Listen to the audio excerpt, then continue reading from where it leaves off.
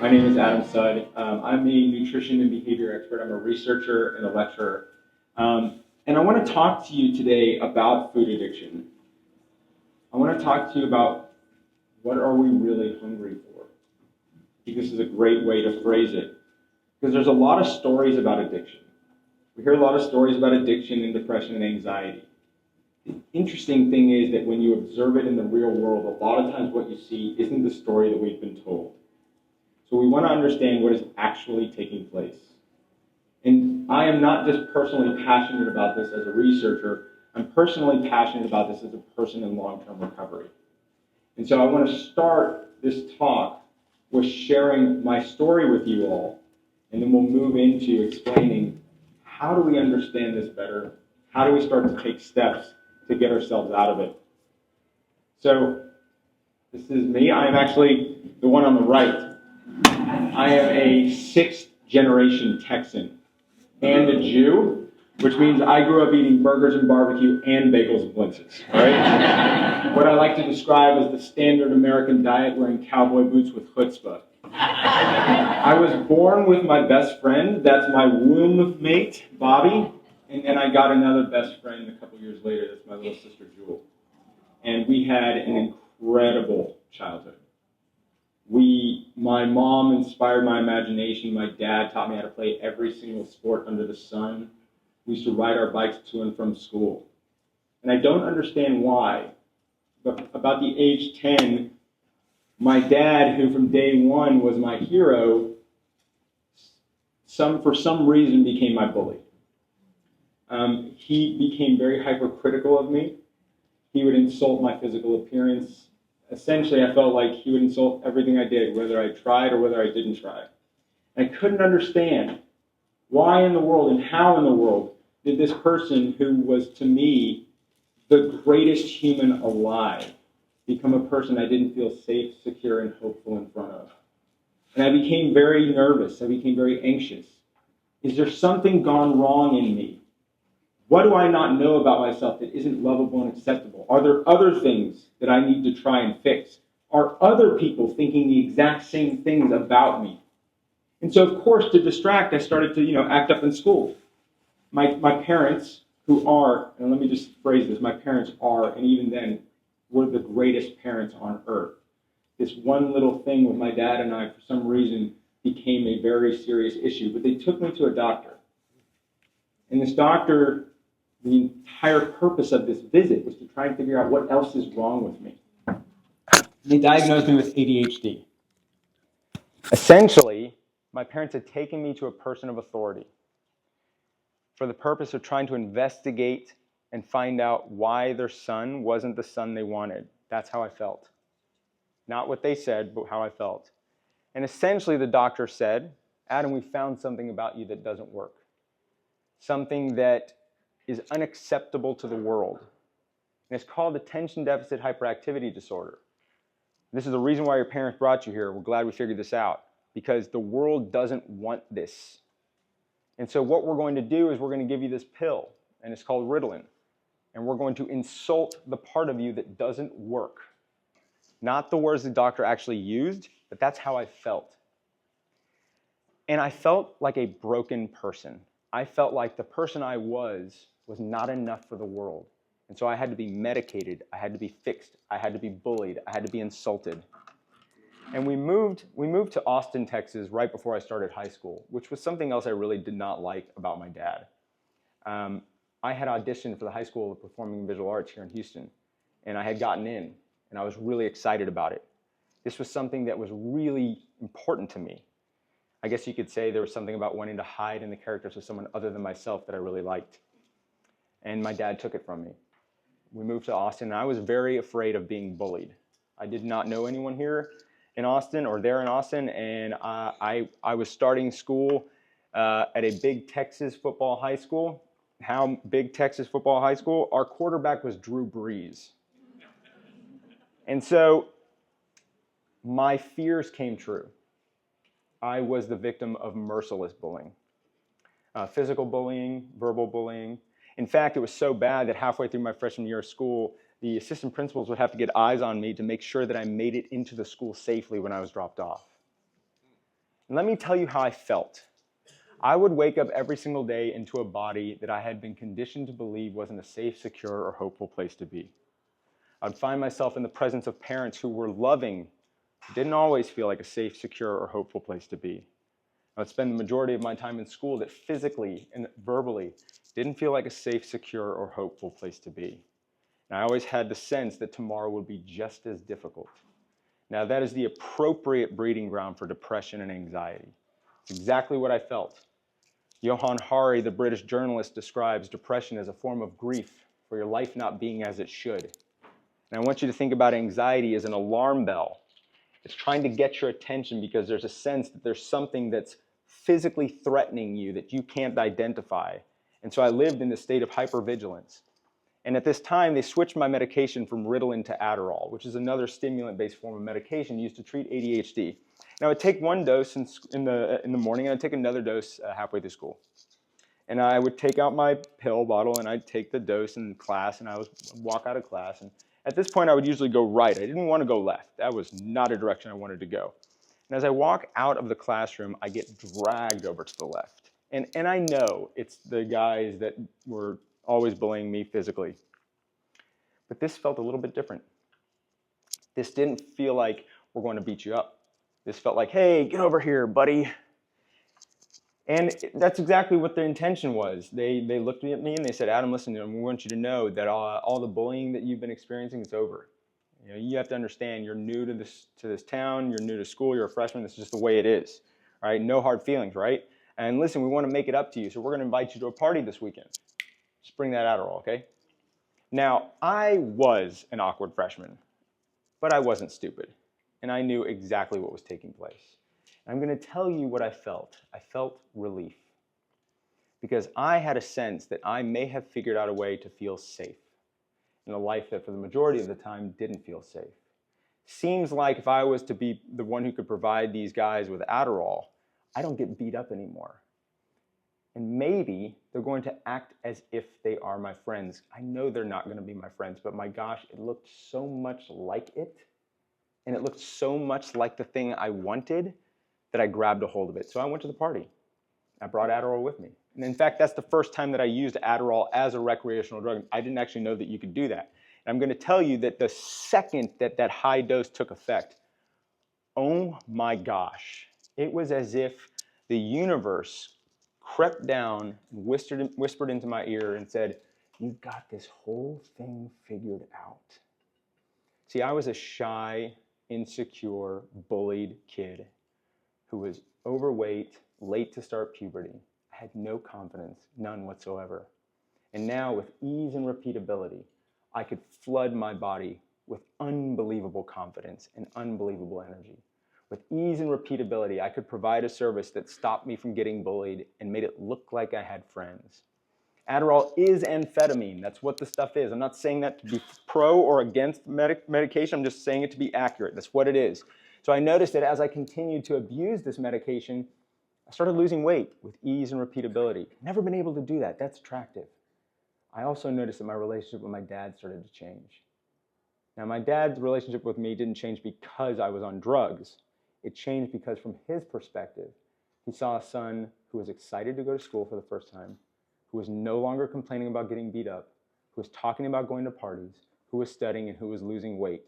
And for the first time in maybe 10 years, I heard my dad say, way to go, I'm proud of you. This drug seemed to make me the person I thought I always needed to be. And it worked. I lost the weight. I had friends, I had girlfriends, I got a scholarship to the college that I wanted to go to, but I am not unique. And so the trajectory of drug use for me is the same as it is for everyone, and it became an overwhelming problem. In fact, it became the biggest problem I'd ever faced in my life. And that was really confusing. I couldn't figure out how in the world could the greatest solution to all of my pain had become the greatest and most painful thing I'd ever faced. You could not make that make sense to me. I was going to figure this thing out. And unfortunately, in my quest to figure things out, I ended up a criminal drug addict on the streets. I was a college dropout. I was buying and selling drugs on the street. I was stealing from people. I was treating my family like absolute garbage. And I was doing so much drugs that, in fact, I had 2-3 weeks where I couldn't get anything. And I needed something to fill that void. I could not tolerate being present in my life. And fast food, whew, that was a cheap and easy solution for that. And I bonded with it. This was me at just over 300 pounds. And when I say I was struggling with fast food addiction, let me give you a day of eating.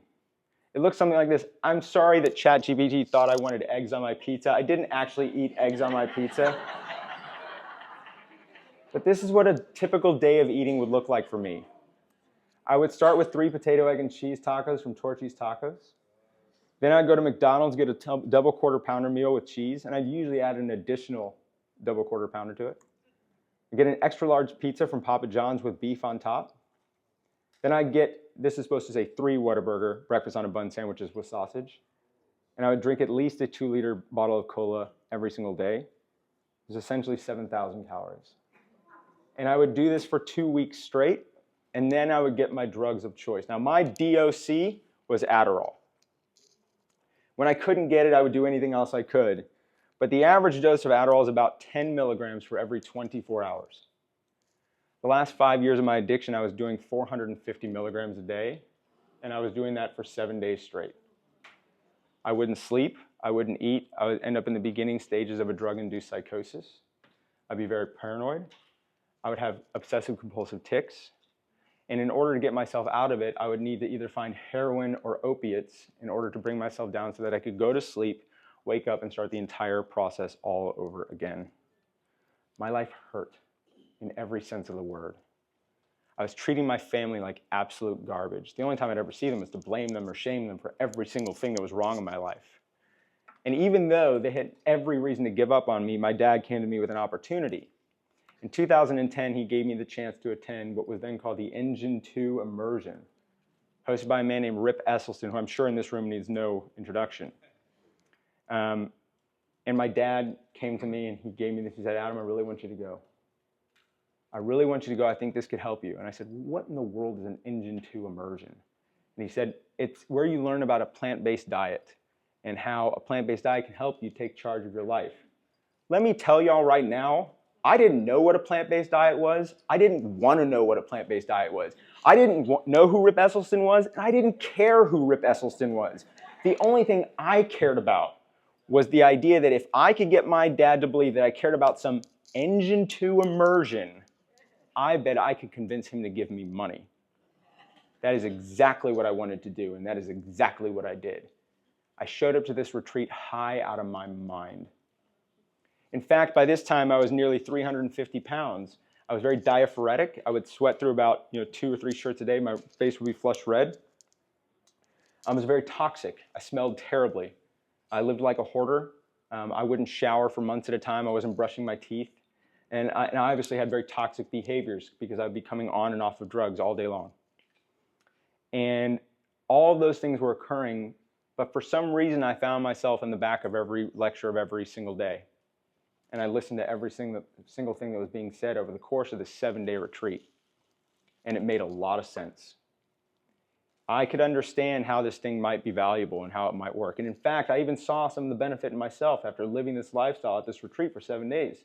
Seemed like it could actually do value for me. And I wish I could tell you that after those 7 days, that was all I needed to know, and that I was going to leave and I was going to change my life. But unfortunately, that's just not the story.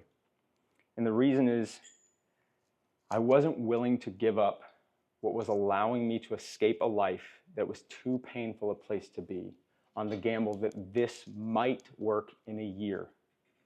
My life was too painful. I was too lonely. I hadn't talked to my family in a very long time. My dad and I were constantly fighting with each other.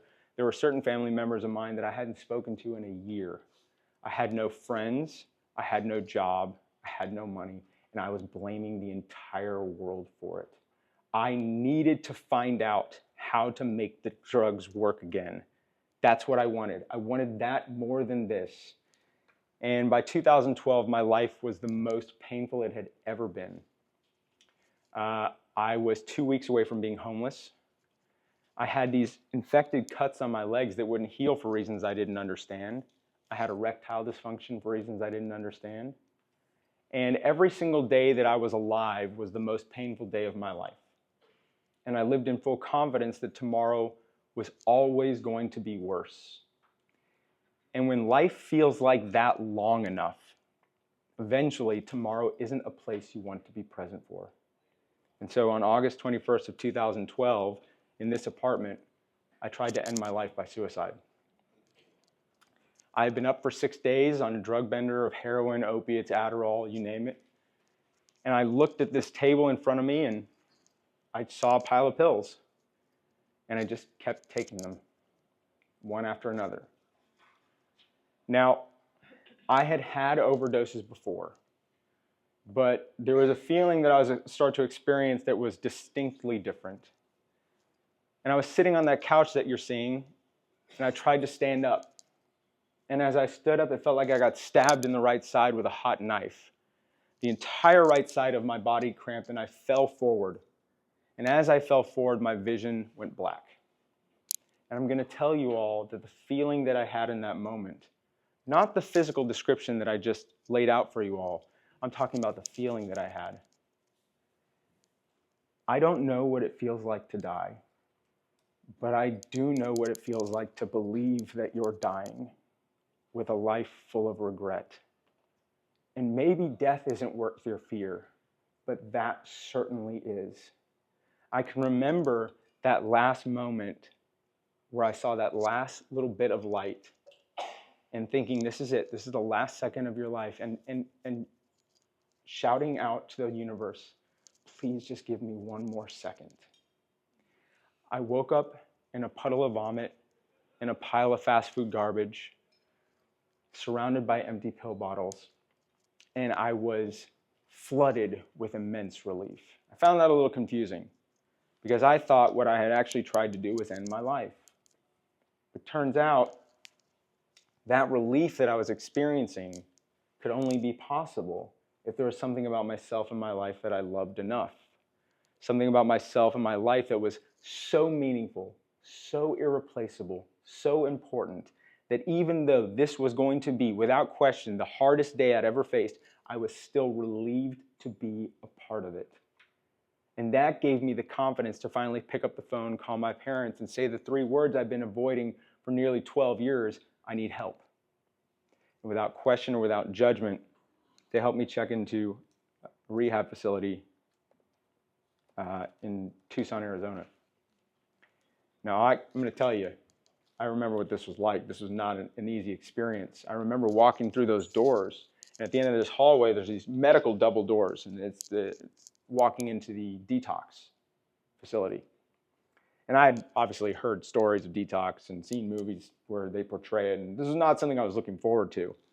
And then the doors open, and there's a nurse walking down, and she's looking right at me, and I know that she is coming to take me. She's coming to take me into an area that is going to change my life forever. And I'm terrified. And what took place was a very, very uncomfortable first 24 hours. I can remember being walked away from my parents, turning around, and my dad has his arms around my mom, and my dad is crying. And I had only ever seen my dad cry once, and that's when his mother died in an accident.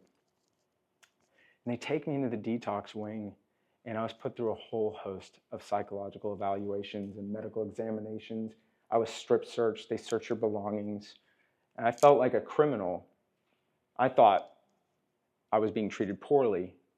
Turns out I was being cared for. See, if you're a person like me, when you check into treatment, that's an extraordinary act of courage. It's an extraordinary effort to say, I'm going to give up the one thing that allows me to feel safe in this world. So it would make sense that I might try to bring something in with me. This is what a lot of people who are checking into treatment do. So they search you and they search your belongings to make sure you're not trying to bring something in. They don't think you're doing it maliciously. They just want to make sure you're safe. They want to put you through a whole host of psychological evaluations. They want to understand what's going on with you. How are we going to best approach you so that you can hear the message you need to hear? They do a whole host of physical examinations because people who are engaged in substance use disorder at the end stage, where that tomorrow is a lot less promised than the average person, we also engage in other behaviors that put our life at risk, that put our health at risk. So they want to understand, what is going on with you? How can we care for you? And I got a note after 72 hours, I needed to go and see the doctor. And I walked in somehow confident enough to believe that I'm getting a clean bill of health. And I got diagnosed with advanced type 2 diabetes. My A1C was a 12. My cholesterol was over 300. My blood pressure was 210 over 110. My resting heart rate was 115. I was diagnosed with suicidal depression, anxiety disorder, sleep disorder, attention deficit disorder, obsessive compulsive personality disorder, type 2 diabetes, high blood pressure, high cholesterol, and put on a cabinet's worth of medication for life. And I remember sitting in the room with that doctor. And this is what the doctor said. This is what the doctor said, not like before. Adam, you have heart disease and diabetes, both of which are advanced. They are genetic and there's nothing you can do about it. In fact, your heart disease and diabetes are so advanced that we're afraid you're going to have a heart attack while you're here. So we're going to monitor you, we're going to make sure that that doesn't happen, we're going to medicate you. There's a lot that you can do, but you have to understand that cardiovascular events are likely a part of your future. We're going to put you on the highest dose of oral medication for your type 2 diabetes. Likely before you leave here, maybe a little bit after that, if you do really well, you're still going to have to go on insulin. So you're at risk of losing a limb and your eyesight and your hearing. You're a class 3 obese. It's clearly a genetic issue for you. The data on weight loss isn't very good, so we're gonna, you can do your best to change your diet, but maybe try and do a little bit of exercise, but do the best you can. You also have all these psychological conditions. There's nothing you can do about them. These are genetic, and we're going to medicate you. But Adam, listen to me. If you want your life to get better, you have to stop using drugs. I just thought to myself, that might have been the worst prescription for change I have ever heard in my entire life. I thought I had a future that didn't feel safe, but I had no idea that it was that unsafe. He painted a picture of a future that I wanted no part of, and he told me it was certain. There was nothing I could do about it. Well, then what urgency now do I have to change anything? Heck, if anything, I should double down on my drug use, right? I was really upset about it, and after a few days, I had some amazing phone calls with my dad. I decided I can't spend the rest of my life trying to abstain from drug use in the hopes that maybe a few days are worth having. That doesn't seem like the kind of life that I want. And my dad reminded me of the things that I learned at the plant-based retreat with Rip Esselstyn. He reminded me that while this doctor may have his story, there's a far more accurate story. There's a story of being able to take charge of your health and reverse these conditions. There's a story of designing a future that feels safe, secure, and hopeful. What I wanted to do was I wanted to recapture the experience of feeling alive. I wanted to become the architect of a life that would feel like such a safe, secure, and hopeful place to be that drug use would be no longer necessary. I wanted to reverse engineer aliveness. And I made that my mission. I built my recovery on a foundation of plant-based nutrition, and within 5 months, I completely reversed my diabetes, my heart disease, and my erectile dysfunction. Within 1 year, I had lost over 100 pounds and was off of every single medication that I was put on in rehab, including the antidepressants, the mood stabilizers, the sleeping medications, the anxiety medications, and the ADHD medications. I have been in continuous recovery for 13 years, and recovery has been an incredible experience for me. Plant-based nutrition was a vehicle that allowed me to reconnect to the loving and meaningful bonds in my life that had been severed. The severed bonds that when I showed up in my life, the absence of them was too difficult to deal with. And so I found a solution to being present in drug use and in food addiction. And I wanted to understand how I could offer that value back to other people. Because I'm going to tell you, while people like photos like this, and I'm proud of the before and after, like I'm obviously proud of myself for achieving this, I'm going to tell you that's not profound change. That's not what profound change looks like. Profound change is waking up every single day and having a loving and meaningful bond with yourself that you want to show up and be present for every single day. It's about having a loving and meaningful bond with a purpose that you can share within a community of shared respect that you want to show up and be present for every single day. It's about having a loving and meaningful bond with people in your life, real people in your real life that you want to show up and be present for every single day.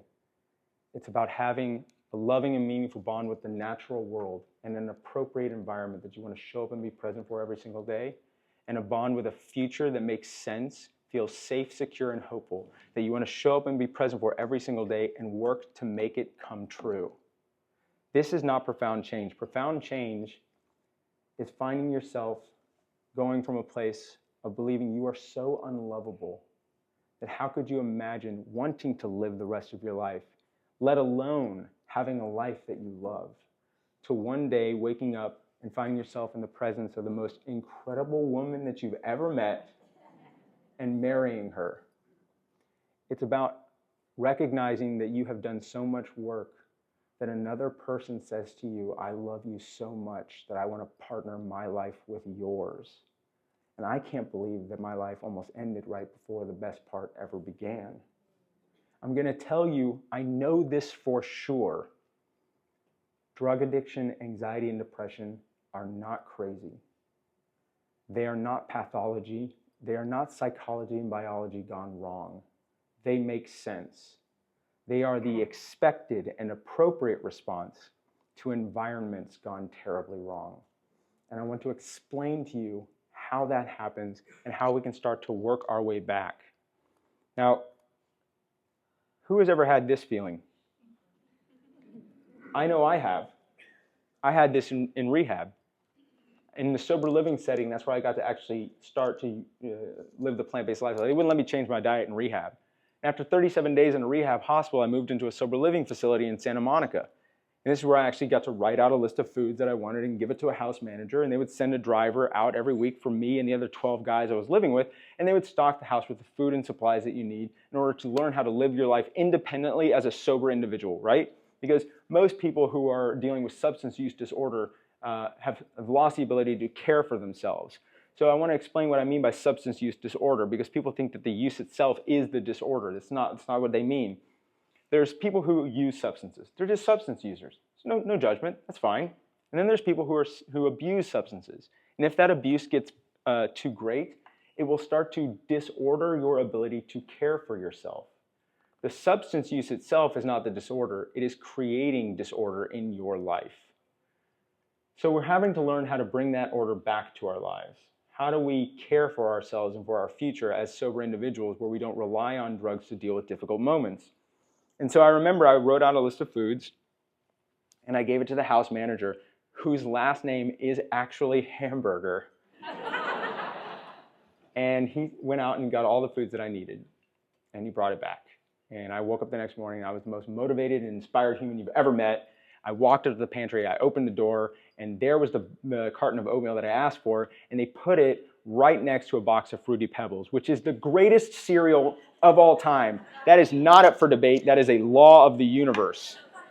And I honestly don't remember what happened. I threw a fit of some kind.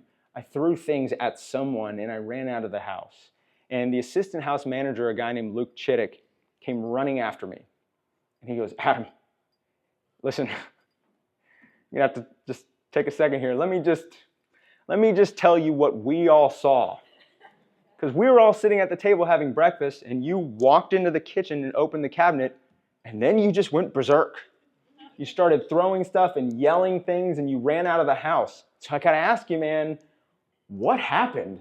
What's going on? Because I like a lot of us are like, did he just use?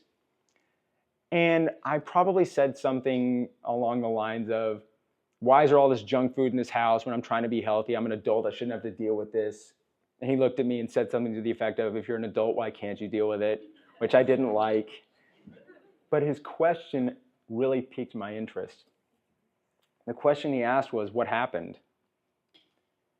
See, I was really curious about that because I didn't understand, why was this not a matter of intellect and will? Why could I not know what to do, want to do it, end of story? Why was I saying things like this? Why did I believe I was a loser? Why, if I knew what to do to be happy and healthy, Why didn't I just do it? Well, clearly I should know better. Clearly I'm weak. Clearly I'm a failure. I've seen examples of people taking charge of their health and reversing disease and losing weight, and I know exactly what to do, and when given the opportunity to do it, I so desperately want to do the wrong thing that I had to throw a fit. Explain it to me in any other way other than I'm the problem. Well, it turns out I'm not the problem. These are stories, and these stories become definitions of our character, and they become a representation of our sense of worth. These are damaging stories to tell yourself. I wanted to understand what actually was taking place, and I found the answer in the work of a guy named Dr. Doug Lisle. Maybe some of you know of Dr. Doug Lisle. He's an author of a book called The Pleasure Trap. So the question I wanted to know is, well, what if these stories are wrong? What if the issue isn't a lack of willpower, but the way our brains are responding to environments gone wrong? And then I wanted to add on to it a little bit more. What if it's also a longing for meaningful bonds that have been severed? So let me explain what the pleasure trap described to me, because it fundamentally changed my understanding of recovery, certainly changed my understanding of human behavior. So we are designed to and have evolved within a very specific environment. It actually looks a lot like this. It's an environment of scarcity and competition, where resources are very scarce. What you need to survive is very scarce.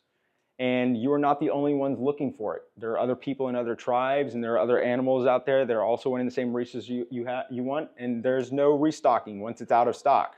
If you don't get it, you don't get it. It's also very expensive. What I mean by that is it costs you a lot of time and energy. This is the environment that our survival instincts understand. And this is the environment that we live in today. We are perfectly designed for an environment that no longer exists. Let me explain. Why do we do what we do? Why do we do what we do? We are driven by an internal guidance system. A guidance system that operates within a tripartite motivational system of pleasure seeking, right? We want to feel good. Pain avoidance, we want to not feel bad. And energy conservation, we want to be efficient, right? And this operates within an internal guidance system driven by our dopamine neuropathways, our dopamine neurotransmitters. Dopamine is a phenomenal neurotransmitter. It's the neurotransmitter that gives us the excited euphoria that we call pleasure, but it's not just pleasure. It's reward pleasure, meaning that the pleasure that you feel is a signal to you that whatever you've just done has statistically increased your likelihood of survival. And within the right environment, this works really well. Essentially, it's trying to help you figure out how to get the most for the least. If every instinct in you is trying to get the most amount of pleasure for the least amount of pain and the least amount of energy, you win in a scarce and competitive environment. Every instinct in you is organized around solving that problem. And if we were still living in that village that I showed you in the previous slide, you would do really well there. See, it turns out that we have a range of experiencing pleasure that is appropriate to our psychology, meaning that it will register within this range of pleasure that's good enough, it feels good enough that you'll want it when you need it, but it won't be so pleasurable that you would put yourself in harm's way to get more of it. But as we've started to mess with the environment, as we started to introduce hyper-palatable foods, we've noticed that we have started to misguide our survival instincts. See, when I was in high school and I was bullied all the time, my life didn't feel safe, secure, or hopeful. In fact, what that means is to my psychology and my survival instincts, it didn't feel like it felt like I might not survive. And when I introduced drugs into my system, my body was flooded with dopamine that seemed to solve a problem. It seemed to give me the solutions that I've been looking for in order to make my life feel like a safe, secure, and hopeful place to be. And so to me, my use looked and felt exactly like self-care. It's misguided self-care. It's greatly misguided, but that is exactly what it feels like.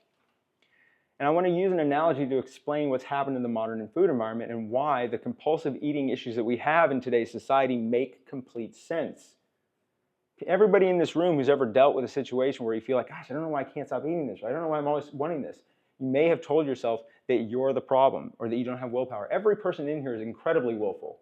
Oh my gosh, you all have huge amounts of willpower. It is not a deficiency of willpower. And Doug Lisle uses a story, and I'd like to tell that story here today. He talks about being outside on his porch with his porch light on. And he's noticing something. He's noticing that below the porch light there are these moths, and they're dead. And he's curious, why are these moths below the porch light dead? And what he's noticing is that they're moths, and they're attracted to the light. And the reason why they're attracted to the light is because they are designed by nature to use the brightest lights in the sky or celestial objects for navigation. It's how they know what to do. It's how they figure out what to do in order to survive. It's built into their genes, and their instincts are driven by a signal. That signal to them is light, and light drives them towards success, just as pleasure drives us towards success. But when the brightest light in the sky is no longer the moon or the stars, when it's now your porch light, their survival instincts get fooled, and they hit that light. They flutter down, they hit it again, they hit it again, they hit it again, and eventually they die. And you could stand there and you'd watch, you go, wow, that's really interesting. Why in the world would that moth do that? Not only why would that moth do that, why would the one that just watched its friend do it do the exact same thing? These moths must be crazy. There must be something must have gone wrong in their biology and psychology, because there are other moths that aren't doing this right now, so how could it not be them? Well, it turns out that what's happened is by messing with the environment and by introducing into that environment what we call a supernormal stimulus, a stimulus that was not supposed to be there, that was never supposed to exist. This animal now always runs the threat of making poor decisions, potentially even fatal ones, all the while feeling incredibly successful. That's useful. We can look at that and go, hang on a second, now I understand. This is not their biology and psychology gone wrong. This is their biology and psychology gone right. It's the environment that has gone wrong. So our dopamine neurotransmitters give us the feeling of reward and pleasure. Light to them does the same thing. They hit it once, they hit it twice, and they build a tolerance. They get desensitized to it. Turns out that as you expose yourself to a supernormal stimuli, your dopamine neurotransmitters defend themselves against this intense stimulus. They do so by numbing the dopamine sensitivity. And as you continue to expose yourself to these supernormal stimuli, you experience what's called a progressive narrowing of the things in the world that will give you pleasure. And as you continue to experience a progressive narrowing of the things that will give you pleasure, eventually all you are left with, in order to feel like you've done well, is incredibly calorically dense foods and very powerful drugs. It is the same exact physiology. Food addiction and drug addiction walk through the same mechanistic chain. It is exactly the same thing happening. And when you're in this pleasure trap, where the only way you can feel pleasure is by doing the wrong thing, and every time you do the right thing, it feels wrong, you're going to create a story that you have gone wrong. Well, you haven't gone wrong. You make sense. This story makes sense. And I wanted to understand it better, and so I designed a research study. I published the very first controlled trial investigating the effects of nutrition on addiction recovery outcomes. It was published in the American Journal of Lifestyle Medicine in 2021. We were very excited to have it published in Forbes and Psychology Today. And obviously the diet that we put them on was a whole food plant-based diet. I wanted to see if we added an environment that allowed them to fully rebuild a resilient reward system, would it increase their resilience in recovery? Turns out that when you're looking at long-term recovery, there's a lot of variables that go into it. But we wanted to look at early recovery outcomes. I wanted to understand how could we influence better opportunities for people to get from day 0 to day 365. I wanted to help people do really well within the first year. Turns out the most important outcomes to measure the success of an individual, if you were to choose 2 outcomes as a predictor for recovery within the first year, you would pick resilience and self-esteem. Well, in order to rebuild resilience, you have to downregulate distress. Anna Lemke is the author of a book called Dopamine Nation. Anyone ever heard of the book Dopamine Nation? Highly recommend you reading it. It's a fantastic book. And she describes a kind of seesaw effect between pleasure and distress. And that when we're born and we walk into the natural world, we live right about here, where we get pleasure when we need it, and without it, we get a little bit distressed, and that distress drives us to go find a little bit more pleasure. And when the environment offers us pleasurable things that are appropriate to our psychology and biology, this is where we live, and this is great. This is right where we want to be. But as you start to introduce the modern environment into your life, as you start to introduce supernormal stimuli, high pleasure with high convenience and high repeatability and an incredible amount of ease, what you're going to notice is that you tip the scales of pleasure. And you get a huge amount of pleasure. But when this is gone, distress goes through the roof. And you cannot tolerate your life. But unfortunately, you've been habituated to hyper-pleasurable things. And so you go back and you tip the scale again. And now this is your life. And this is a terrible place to live. You do not want to be there. That is where most people end up living. And the number one thing to increase resilience is something called distress tolerance. So I wanted to measure if we designed an appropriate environment, in addition to all the other things that they were doing in recovery, could we see a value add? So I wanted to introduce a whole food environment. I wanted to introduce healthy sleep. I wanted to introduce healthy movement. And then I needed to ask these people to do something that every single person who wants to change their life has to do. They have to be comfortable being uncomfortable. It's a requirement. Because once you take those pleasurable things away from you, you are going to be distressed. So there has to be a willingness to be comfortable being uncomfortable in order to get your life back. And so why would you want to do that? Turns out that wanting to do something is great, but why you want to do it is incredibly important. And it has to be rooted in an appropriate why. I am a huge fan of evolutionary psychology. I love Doug Lisle's work, and I believe that it gets 50% of the story 100% correct. We are not just creatures of habit. We are also creatures of meaning. We create meaningful bonds in life that are important to us. And so why you do something has to mean something to you. And I know for me, on day one of recovery, people would look at me and go, well, it's very obvious why he's doing this. He weighs 350 pounds, he has diabetes and heart disease, he nearly died from substance abuse. That's why he's doing it. I'm going to tell you, yes, I was dealing with all those things, but none of them were my motivation for why I wanted to change my life. And the reason for that is that it turns out that no one is motivated by negative consequences. One thing that negative consequences do is they let you know that there are loving and meaningful bonds in your life that are being threatened. There's something irreplaceable, something so important to you that it matters that you have something that's gone wrong.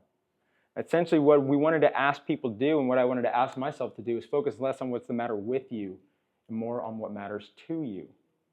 When you anchor your why to something that matters to you, once the diseases and the struggles are gone, your why is still there.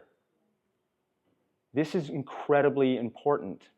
I remember thinking to myself, I was having a conversation with my assistant house manager, and he was asking me about the day that I survived suicide. I think I was 12 weeks into sober living, 12 days into sober living, and this was not a conversation I wanted to have. And he's kind of pushing me on it, which is his job. And he was asking me the question, Adam, why do you think you didn't die? And I just yelled, I don't know, man. I guess my body didn't want me to die. And I'm going to tell you that when I heard those words, see, I had grown up believing that my body was my adversary, that it was something gone wrong, that it was something that I had to get up every single day and through restriction, exertion, and self-harm, try to outcompete in an attempt to win a battle on a scale or win a battle in the mirror. And I'd win a battle here or there, but this was a losing war for the rest of my life. It turns out that my body has been fighting for me since the day I was born. The reason why I had survived everything I had ever gone through, the bullying, the self-harm, the drug use, the suicide attempt, is because my body has never once given up on me. It's the greatest ally I have ever had in my entire life, and I never knew it because I allowed the world to convince me differently. So what I needed to do was not abstain or resist or avoid certain things. I needed to actively participate in being the caretaker of my body, taking care of a body that had been taking care of me my entire life. And so when I thought, how am I going to do this? I wasn't getting up every day and saying, I want to avoid meat, eggs, and dairy. I want to get up every single day and actively choose the foods, the movement, the therapies that would allow me to start to understand what was going on, because I didn't understand. At the time, I was as confused about depression and anxiety as anyone else. See, I thought that addiction, depression, and anxiety were a malfunction, something that had gone wrong in me. But as I said before, they're not indications of biology and psychology gone wrong. They are the expected and appropriate response to environments socially, physically, calorically, and emotionally gone terribly wrong. I want you to think of them as signals, not malfunctions. So not as chemical imbalances, but very important signals. They're signals of unmet needs. They are signals that something has gone wrong and life is not as it should be. So rather than viewing depression and anxiety as purely chemical imbalances to be fixed by medication, rather than using a chemical to insult the signal that makes sense, we want to look at them as natural responses to unhealthy environments and unmet psychological and social needs. I don't deny that biology plays a role, but it seems that it's been overemphasized, while other important and meaningful factors may have been ignored and minimized. And in the research study, we actually saw this. So it turns out that by 10 weeks, the plant-based dietary group saw increased levels of resilience and self-esteem. And when you looked at the highest performing group to the lowest performing group, you saw something interesting. You saw a 5x difference in fiber intake. Now, I'm not going to speculate as to the mechanisms of the gut microbiome and what that may mean. It might mean something we weren't looking at that mechanism. But what I can tell you is this. As individuals left the rehab facility and into the sober living facility and they were monitored, you noticed that the control group, the group that was eating the standard Western diet, their fiber intake either stayed the same, which was very low, or it went down, meaning that they allowed their environment to go back to what was representative of the wrong environment they had come from. You noticed that in the plant-based group, the fiber intake stayed higher or it got even higher, which meant that their environment mattered to them. And that's interesting to observe, but I wanted to understand it from them, and so we interviewed them. We captured stories of these individuals, and what we heard was really wonderful. We heard them talk about hope. We heard them say, this isn't my second, third, or fourth time in rehab, but this time it feels different. And I was interested when they said that. What do you mean it feels different? And they would say things like, I feel like I can tolerate things that I couldn't tolerate before. I feel like I'm able to sit with my emotions in ways I haven't been able to sit with them before. I feel hopeful for my future. I feel like this might be different. Turns out that what they were explaining was that they were getting a sense that maybe those severed bonds of theirs were beginning to reconnect. Seems like they had a relationship with themselves, physically and emotionally, that they were a little bit more excited to show up and be present for. That they had an environment that they had bonded with that was appropriate to their needs, that they wanted to show up and be present for. Turns out that the people that they were going through this journey with mattered to them, and it actually does matter. Turns out it's not just enough to make your caloric environment look like the life you want. It's really important to make the social environment look like the life that you want. We're social creatures. And you should not have to justify yourself to your social surroundings. It's really important that the people you surround yourself, they don't have to do life exactly as you do, but they should do it enough like you do, so that by being in their presence, they offer you the opportunity to do life the way you want to well, and you offer the same opportunity for them. There's a value that you can share with each other within that community of shared respect, and that's a loving and meaningful bond. These people were going through rehab together.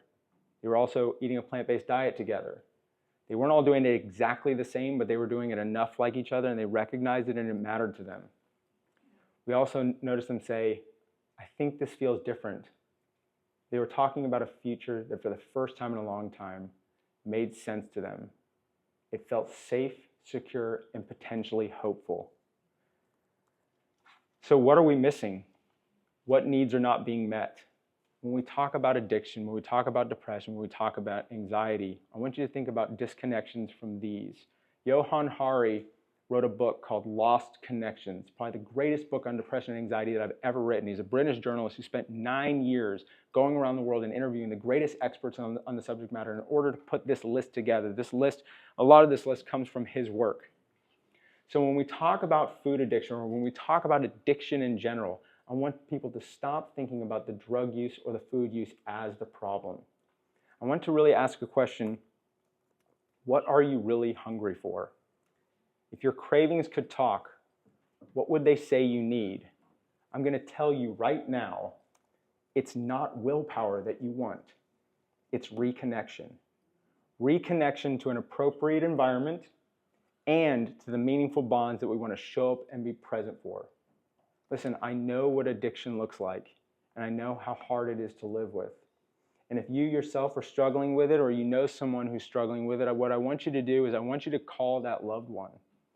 And I want you to say simply this: I love you.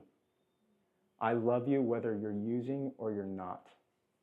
I love you whatever state you're in. I don't know how to solve this, but if you need me, I will be there, because I don't want you to be alone.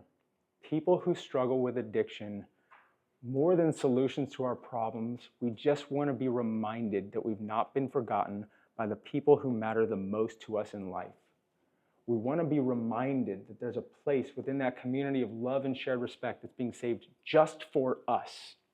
So that if we are willing to climb this incredibly difficult and extraordinary hill of recovery, on the other side, our loved ones are waiting for us with open arms. I have unfortunately lost 5 friends to overdose and suicide in recovery. Unfortunately, recovery is not a journey where all your loved ones make it out with you. And one of my very, very dear friends, I think about him every day, gave me a quote before he died. And I want to share it with you all. We all know the quote that if you want to be happy, you should live like it's the last day of your life. David said, Adam, that's terrible advice. Just think about it for a second, Adam. If you were to try to live every day as if it were the last day of your life, you wouldn't care for your life. You wouldn't do the things you need to do to have a future. You wouldn't go to work. You wouldn't, do your laundry. You wouldn't clean your dishes. You wouldn't go to the grocery store. You would do none of those things that are important to having a life worth living. Please, Adam, do not live like it's the last day of your life. If you want to be happy, treat everyone you meet as if they are living the last day of their life. So I'm going to leave you all with that, and thank you all for letting me be here.